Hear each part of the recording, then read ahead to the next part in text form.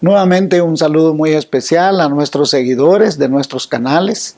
Les bendecimos en el nombre de Jesús. Sabemos que estamos viviendo tiempos especiales, pero con la ayuda de Dios vamos a salir adelante. Esto no es un anuncio demagógico, es realmente la promesa de Dios. Y Dios no miente. No significa que algunos no van a pasar por tiempos difíciles, pero en eso consiste la fe. Así de que le animo a seguir adelante, trate de ver todo el capítulo completo, no lo apague, no cambie de canal, dicen en la televisión, ¿verdad? No, hermano, conéctese con Dios, eso es lo más importante. Ni yo ni ningún pastor tiene el conocimiento absoluto de Dios. Conéctese con Dios y con su santa palabra. Así de que le bendigo en el nombre de Jesús y estamos en Romanos capítulo 1, parte número 3 y final del capítulo 1. Le animamos hermano a que siga adelante y que estudie las Sagradas Escrituras. Muy bien, para los que se conectan por primera vez, estos son grupos de oración y vida. Les llamamos GOV y usamos un acróstico denominado época. Un ejemplo a seguir, una promesa a reclamar, un mandamiento a obedecer, un pecado a confesar y un cambio de actitud, época. Muy bien, nos quedamos en el versículo 18. Quizás lo que puedo resumir de la segunda parte es que los versículos 16 y 17 dijimos que era la tesis fundamental de toda la carta a los romanos. Mas el justo por la fe vivirá.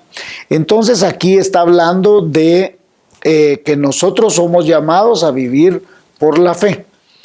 Muy bien, entonces estamos en el versículo 18 y en algunas Biblias tiene como título la culpabilidad del hombre. Porque la ira de Dios se revela desde el cielo contra toda impiedad e injusticia de los hombres que detienen con injusticia la verdad. Aquí hay un pecado a confesar. Todos de una u otra manera hemos vivido impíamente en algún momento de nuestras vidas. Y de igual forma usted y yo de alguna manera hemos sido injustos. ¿Y en qué sentido hemos sido injustos? Bueno, alguna vez usted y yo hemos sido injustos con la esposa, con los hijos, con los padres, con los hermanos, con los cuñados, con los tíos, con los amigos, con alguien. En algún momento de su vida usted ha sido injusto.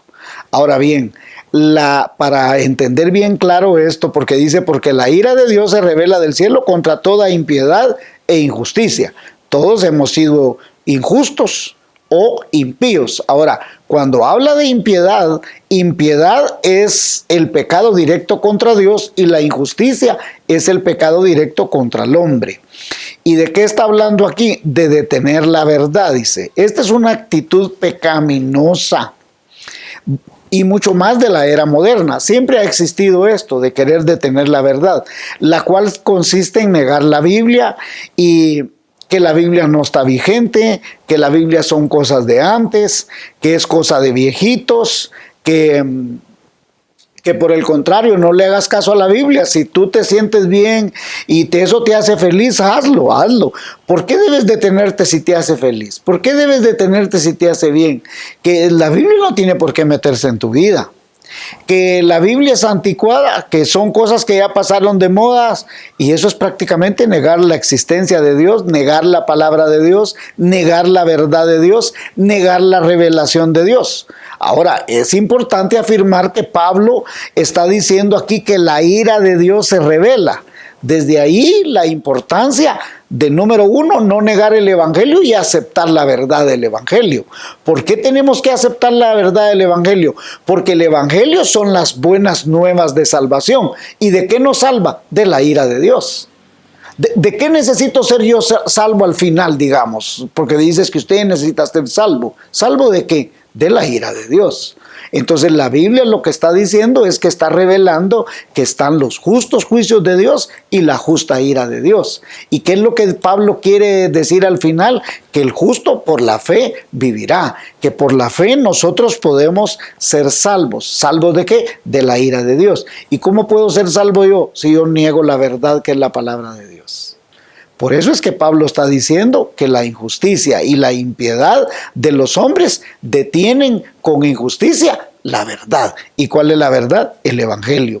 Entonces, no aceptar y no reconocer las buenas nuevas de salvación es prácticamente condenarse y recibir la justa ira de Dios. Entonces, nuestro papel, ahora bien, ¿verdad? Ponga atención a esto. Nuestro papel es compartir con amor y con gracia la palabra de Dios. Sí hay que hablarla con seriedad, pero hay que hacerla con amor, hay que hacerla con gracia, ¿verdad? Muy bien, 19 y 20. Porque lo que de Dios se conoce les es manifiesto, pues Dios se lo manifestó, porque las cosas invisibles de Él, su eterno poder y deidad se hacen claramente visibles desde la creación del mundo, siendo entendidas por medio de las cosas hechas, de modo que no tienen excusa. Aquí es una promesa a reclamar, ¿verdad? Y de alguna manera también hay otras cosas, pero más que todo es una promesa a reclamar. ¿Y cuál es? Conocer al Señor y sus revelaciones, ¿verdad? Por un lado es una bendición saber que la creación misma habla de Dios, pero la Biblia, escúchenme, la Biblia, la santa palabra de Dios revela su carácter, su deidad, su sabiduría, su bondad, su amor, su caridad, su misericordia, su eterno poder, su gracia, su provisión, su santidad, su infinito amor, su misericordia, su justicia, y todas estas cosas están en la Biblia. Y es lo que revelan de Dios. Pero por otro lado, no hay excusa para no conocer que Dios está tratando por todos los medios posibles de salvar al hombre. ¿Y cómo se revela? Se revela a través de la creación. Dios, por medio de la creación, ha revelado quién es Él. La creación misma es más que suficiente para comprender la grandeza y el señorío de Dios, no solo sobre la tierra, sobre todo el universo. Así que el hombre no tiene excusa de poder decir que no sabe nada de Dios, cuando la conciencia misma le habla a usted cuando usted ha hecho una cosa mala. ¿O no es cierto que nosotros en nuestra conciencia nos sentimos mal si hemos hecho algo malo? ¿Verdad? Por más que usted y yo queramos ocultarlo, nuestra conciencia nos habla con fuerza, y cuando usted ya no quiere dejar que su conciencia le habla, es porque su pecado ha cauterizado su conciencia y ya no opaca al Espíritu Santo, para que el Espíritu Santo ni su conciencia misma le hablen. Pero excusa no hay. Por eso Pablo dice, no tienen excusa. Versículo 21. Pues habiendo conocido a Dios, no le glorificaron como a Dios ni le dieron gracias, sino que se envanecieron en sus razonamientos y en su necio corazón fue entenebrecido. Aquí hay un pecado a confesar. Mire lo que dice, pues habiendo conocido a Dios, no le glorificaron como a Dios ni le dieron gracias. Estos son los dos elementos que dan pie a este versículo y que nos dicen que por no hacer eso nos envanecemos en nuestro razonamiento y nuestro necio corazón llega a entenebrecerse. ¿Sí? Entonces, ¿cuál es el pecado a confesar aquí? Bueno, número uno, no darle gloria a Dios. El problema de nosotros los seres humanos es que nos gloriamos de todo lo que tenemos y todo lo que logramos. Pero es por nuestra soberbia, nuestra insensibilidad de Dios, que no le queremos darle la gloria a Dios. Si vivimos, si comemos, si trabajamos, si estudiamos, si caminamos o corremos, si tenemos o no tenemos, si podemos o no podemos, toda la gloria es de Dios. Pero en nuestra soberbia creemos y afirmamos que todo marcha de maravilla porque nosotros somos los gallos de la película. Lamentablemente nos creemos los protagonistas de este mundo. Y el otro problema que es no darle gracias a Dios. El otro problema es que somos una sociedad muy mal agradecida. No le damos gracias a nadie. Damos por sentado que todo lo que tenemos o lo que tenemos que recibir, lo tenemos que recibir por hecho.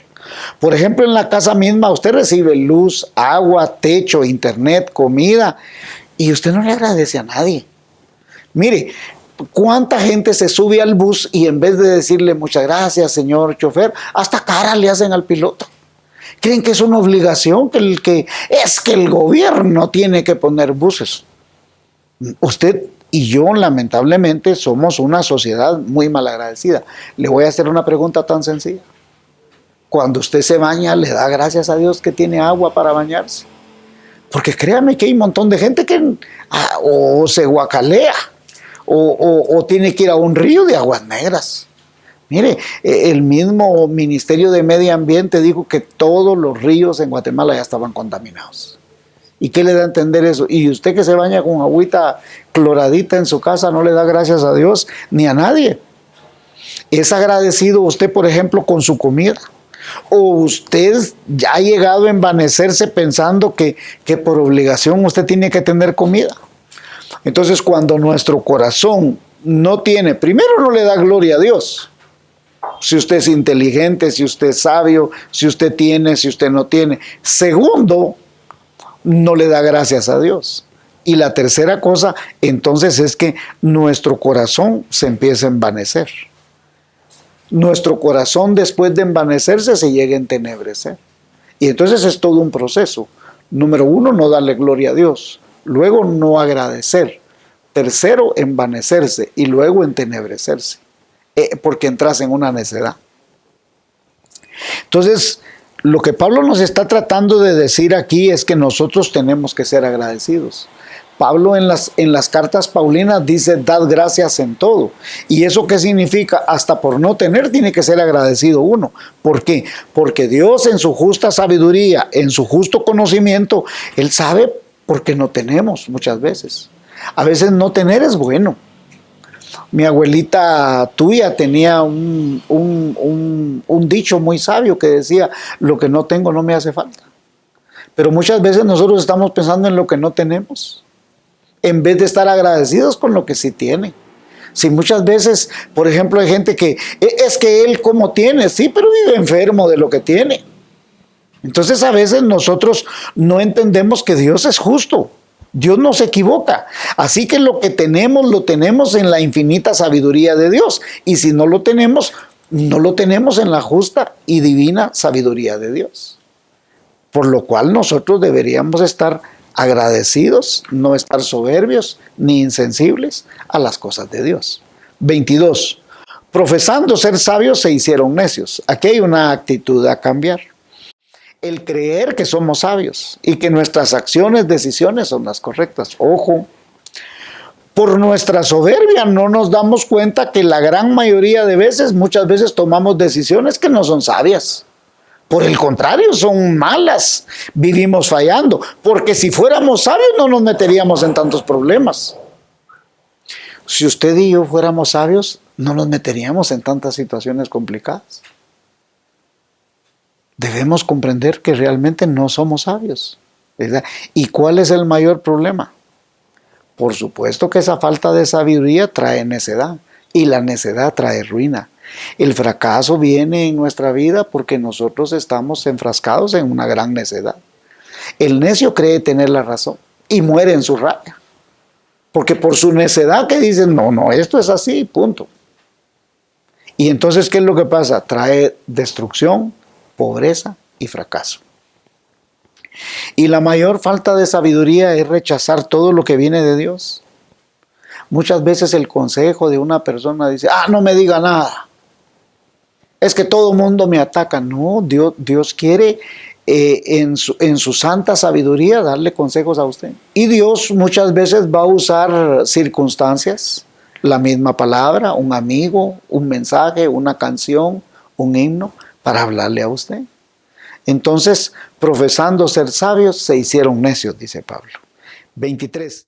Y cambiaron la gloria de Dios incorruptible en semejanza de imagen de hombre corruptible, de aves, cuadrúpedos y reptiles. Aquí hay un pecado a confesar. Este es un pecado de idolatría en el cual el hombre suele caer fácilmente, ya que resulta adorando todo aquello que suele dedicarle su corazón.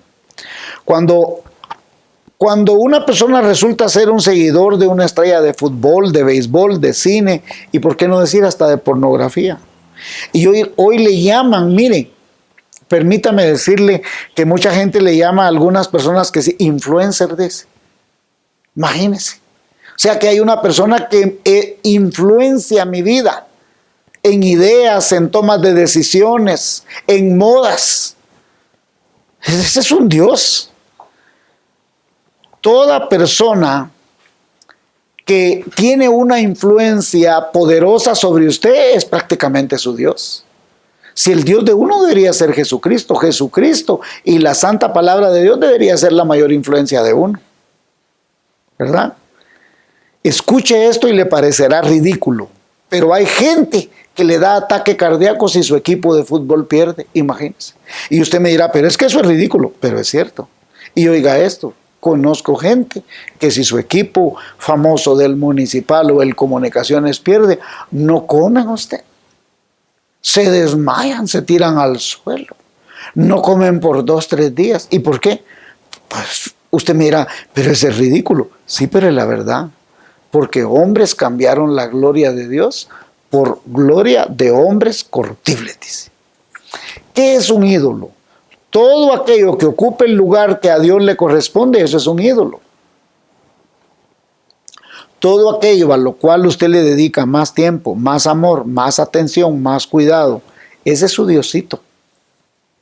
Estaba escuchando el testimonio de una hermana en Estados Unidos, que es la esposa de un pastor, y ella dice que estaba en una condición de pecado, pero ella no se daba cuenta que estaba en esa condición de pecado. Hasta que su novio le dijo, mira, le dijo, ¿a qué le dedicas más tiempo y todo? Entonces ella le dijo, lo que pasa es que yo, en satisfacerme, en andar bailando, en andar disfrutando, ese es tu Dios, le dijo. Y ella se molestó, pero después cuando lo pensó, dijo, bueno, es cierto, dijo. Lamentablemente eso es mi Dios. Y entonces en la cultura griega y romana tenían águilas, tenían leones, animales que adoraban. Y usted me dirá que es ridículo. Pero resulta que nosotros tenemos nuestros propios ídolos ahora. El dinero, el trabajo, las posesiones, el sexo, la pornografía, el deporte, aún los influencers. Hay gente que pasa todo el día en el Facebook viendo imágenes, viendo... todo el día pasa en eso, en Instagram. Y yo no digo que no se entretenga un rato. Pero hay gente que no come en el día si no pasa viendo esa cosa. Es más, permítame decirle con todo respeto, con todo cariño, cuando usted ora, ¿qué imagen se hace de Dios? Yo le he preguntado a varios. Usted cuando ora, ¿qué imagen se hace? Gente me dice, yo pienso en un Cristo crucificado, yo pienso en un Cristo que está en una piedra, yo pienso en un Cristo que va volando. Pero esas son imágenes que usted se ha creado. La Biblia en ningún momento le dijo que cuando ustedes oren, háganse una imagen de Jesucristo en la cruz. No lo dice la Biblia. La Biblia en ningún momento le dice cuando usted ore, piense en un Jesús en una roca o en esto o lo otro. Y el problema es que nosotros nos hacemos una imagen de Dios a nuestra manera. Y en nuestra manera, nosotros queremos hacer un Dios a nuestro tamaño. Y Dios no nos ha pedido eso. 24. Por lo cual también Dios los entregó a la inmundicia en las concupiscencias de sus corazones, de modo que deshonraron entre sí sus propios cuerpos, ya que cambiaron la verdad de Dios por la mentira, honrando y dando culto a las criaturas antes que al Creador, el cual es bendito por los siglos. Amén. Por esto Dios los entregó a pasiones vergonzosas, pues aún sus mujeres cambiaron el uso natural por el que es contra naturaleza. Y de igual modo también los hombres, dejando el uso natural de la mujer, se encendieron en su lascivia, unos con otros, cometiendo hechos vergonzosos, hombres con hombres, y recibiendo en sí mismos la retribución debida a su extravío. Y como ellos no aprobaron tener en cuenta a Dios, Dios los entregó a una mente reprobada para hacer cosas que no convienen.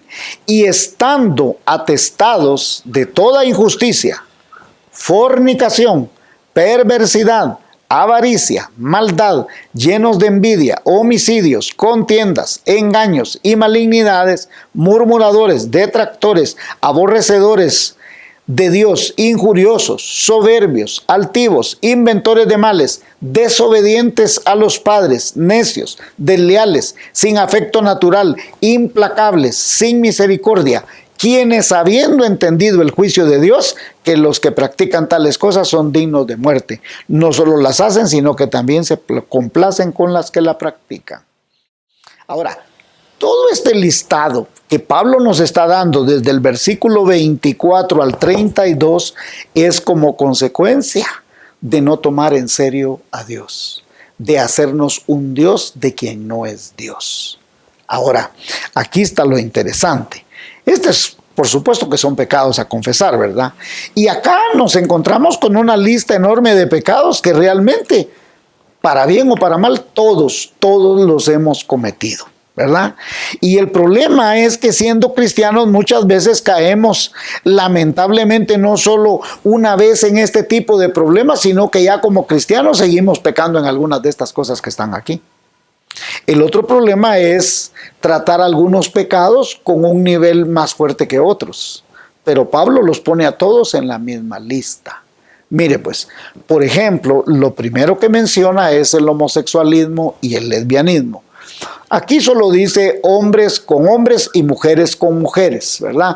Pero en griego, cuando Pablo lo escribió, dice machos con machos y hembras con hembras. Así está escrito en griego, ¿verdad? No lo dice de otra manera. Y también de alguna manera está condenando el homosexualismo con el lesbianismo. Y entonces usted dice, pega el gran grito en el cielo. Pero el mismo pecado que condena así, lo condena con la avaricia, con la injusticia, con la fornicación, con la maldad, con la envidia. Y escúcheme esto, por favor, póngame mucha atención. Si usted me dice es que la iglesia condena el homosexualismo, estoy de acuerdo. Pero Pablo lo pone en la misma lista con la envidia. Y quiero recordarle una cosa, por favor. Por envidia fue que crucificaron a Jesucristo, porque el mismo Pilato, mire, dice, llenos de envidia, homicidios, contiendas, engaños y malignidades. Se recuerda que Pilato dice, Pilato sabía que por envidia habían entregado a Jesucristo. O sea que por la envidia nosotros podemos matar a alguien. Pero nosotros condenamos más un pecado sobre otro. Ahora, yo no le voy a negar que todas estas cosas son pecado. Pero permítame decir unas cosas muy apropiadamente y por eso quise que todos los versículos estuvieran juntos. Primero, el hecho de que hacemos énfasis más de un pecado sobre otro. Y yo creo que ese es un error de la iglesia evangélica o de la iglesia cristiana. Digamos, tan pecador es un homosexual como una prostituta, como una lesbiana, como un avaro. ¿Y cuánta gente hay en nuestras iglesias que es avaro? Que anda detrás del dinero. ¡Ja! Y oiga esto, soberbio, murmurador. ¿Cuánta gente le gusta el chisme, hermanos?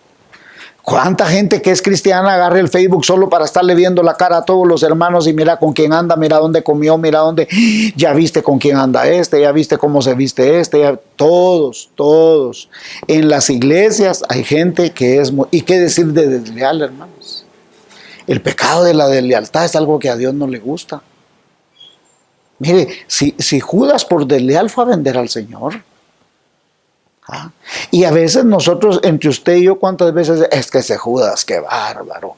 Vendió al Señor por 30 monedas. ¿Y usted por cuánto lo vende? ¿Por una idita al cine?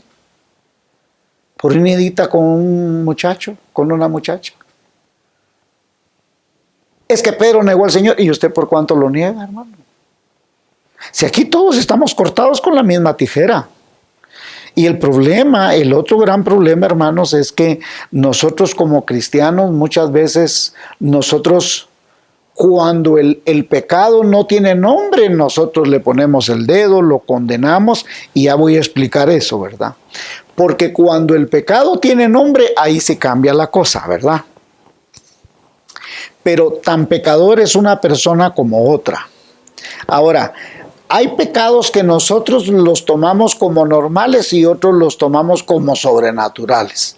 Por ejemplo, un borracho, nosotros lo tomamos como una cosa, qué bárbaro, que no sé qué, pero el envidioso, el vanidoso, el murmurador, el soberbio, el avaro, el injusto.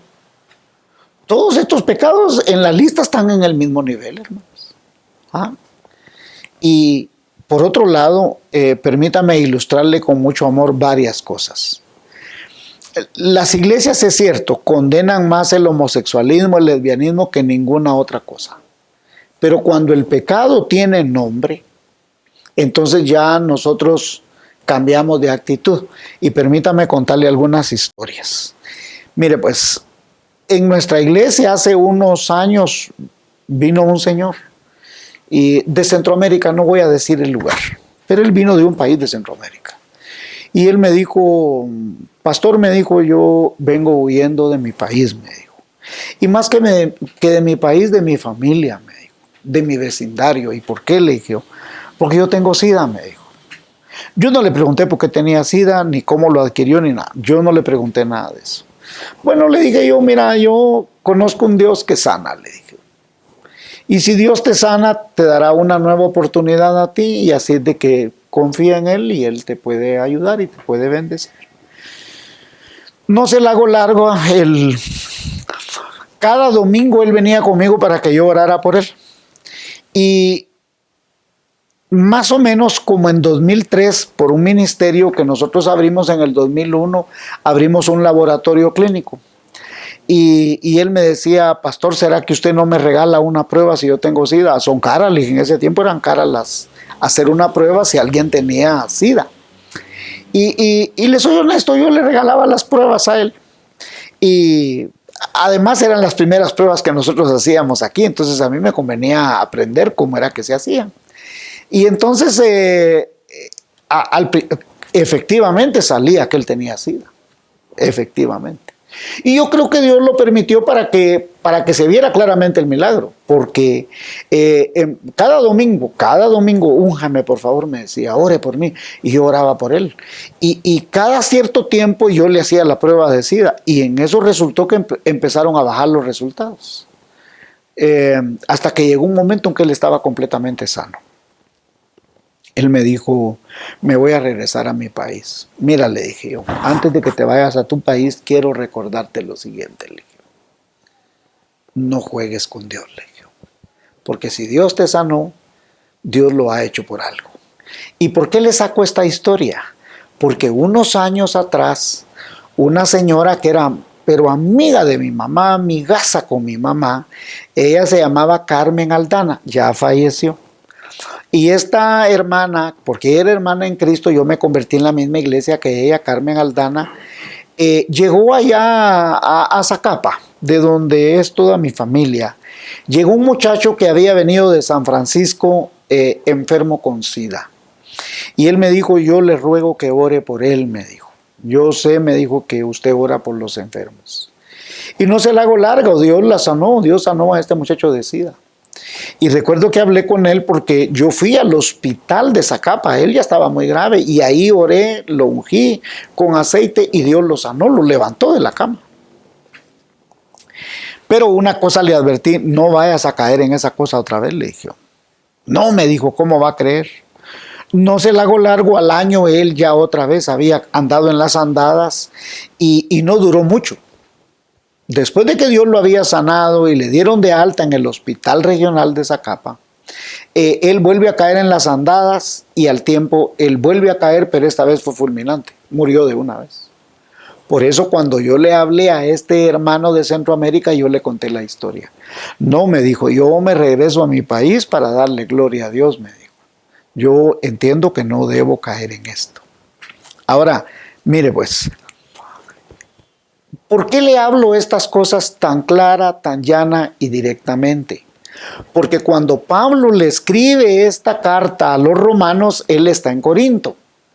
Y en Corinto el homosexualismo, el lesbianismo, todo este tipo de pecado era una cosa, era el pan diario. En la sociedad griega, la sociedad romana, ese era el pan diario. Pastor, ¿y usted cómo nos dice? Bueno, Nerón mismo. Nerón mismo castró a un muchacho que se llamaba Esporos, era su nombre. Él se casó con él, hizo una gran pompa, un gran casamiento, un gran desfile y lo presentó como su esposa. Años después lo abandona y se casa con un hombre y ahora Nerón hace el papel de esposa. Por 200 años el Imperio Romano tuvo emperadores que se casaban con hombres y viceversa.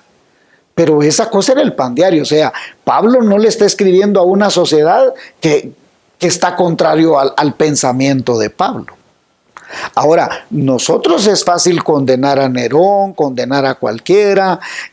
¿Por qué? Porque el pecado no tiene nombre. El problema es que en todas las familias, y escúcheme esto porque siempre lo he dicho desde el púlpito en la iglesia, en todas las familias hay un pícaro, hay un bolo, hay uno que ha estado preso, hay uno que o es homosexual o tiene ciertas inclinaciones o está metido en esto o está metido en lo otro. Pero esa es una gran verdad. En todas las familias, en todos los hogares, en todos. ¿Y qué tenemos que hacer? Bueno, nosotros lo que tenemos es que decir la verdad. Jesús no condenó a nadie. Jesús no condenó a la prostituta, Jesús no condenó a ninguno de los que llegaron con él. A todos los recibió con amor. Ahora, sí les habló la verdad. Por eso la samaritana le dice, 5 maridos has tenido y el que ahora tienes no es tu marido. Entonces, ¿qué está diciendo Jesús? Yo te doy esa agua de vida que salta para vida eterna, pero tienes que arreglar tu vida.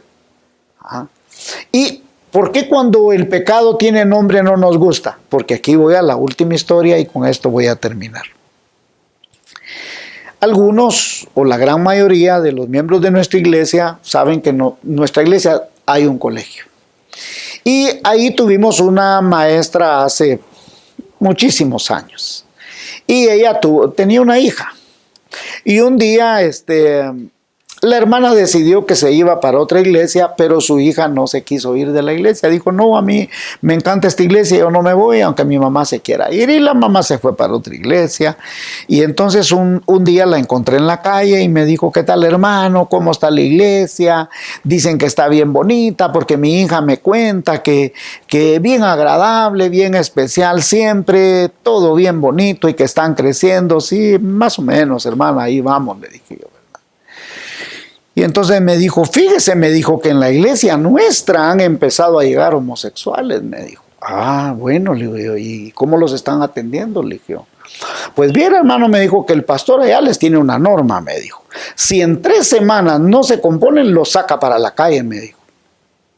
¿Cómo así? Le dije yo. O sea, que en 3 semanas se tienen que componer, le dije yo. Porque hay gente que pasa, hermanos, hay gente que pasa 10 años en la iglesia y no se compone. Si no, pregúntele a cualquier pastor, pregunte a cualquier iglesia, si cuántos de nosotros somos tan necios, hermanos. Somos pecadores. Entonces yo le dije, bueno, le dije yo, pero... O sea que si en 3 semanas no se componen, se van. Sí, me dijo. Pues fíjese, hermana, le dije que quiero contarle una cosa, le dije yo. Que su hija me ha confesado que tiene ciertas inclinaciones, le dije yo. Y qué bueno que me lo dice, le dije yo, porque aprovechando que usted me está diciendo que si en 3 semanas no se compone, la tengo que correr de la iglesia. Y su hija, le cuento que ya lleva años ahí. Ay, ella me confesó eso. Ay, no, me dijo, usted no la puede sacar a mi hija de la iglesia, me dijo. Usted es un pastor y la tiene que tratar con amor. Se le dijo, cálmese por ahí, le dije yo, ella no me ha dicho nada, le dije yo, pero qué interesante cómo usted cambió, le dije yo, cuando ahora ya tiene nombre el pecado. Y hermanos, ¿cuántos de nosotros no le tenemos misericordia a la gente, hermanos? Sea quien sea, cuando el pecado tiene nombre, entonces sí queremos misericordia. Y hermanos, Jesús trató con misericordia a la gente. Mire al paralítico ¿qué le dijo? No peques más, le dijo. Él no lo puso al descubierto cuál era su pecado. Y Jesús no avergüenza a nadie. Jesús no avergüenza absolutamente a nadie. Claro, hay que hablar serio, qué es pecado y qué no es pecado. Pero no tenemos por qué condenar a la gente. Lo que tenemos es que hablarle con amor, ¿verdad? Tenemos que hablarle a la gente que necesita de Jesús, de la revelación de Jesús, de la gracia de Dios, de la misericordia de Dios. Porque sea quien usted sea, todos somos pecadores. Y todos necesitamos del sacrificio maravilloso de Jesucristo. Amén, hermano. Que Dios le bendiga, y sin el deseo de polemizar, Jesucristo nos mandó a predicar un mensaje de gracia, de misericordia y de amor. Claro, no es que toleramos el pecado, no, amamos al pecador, condenamos el pecado. Que Dios le bendiga y que la gracia y la misericordia de Jesucristo sea con usted amorosamente.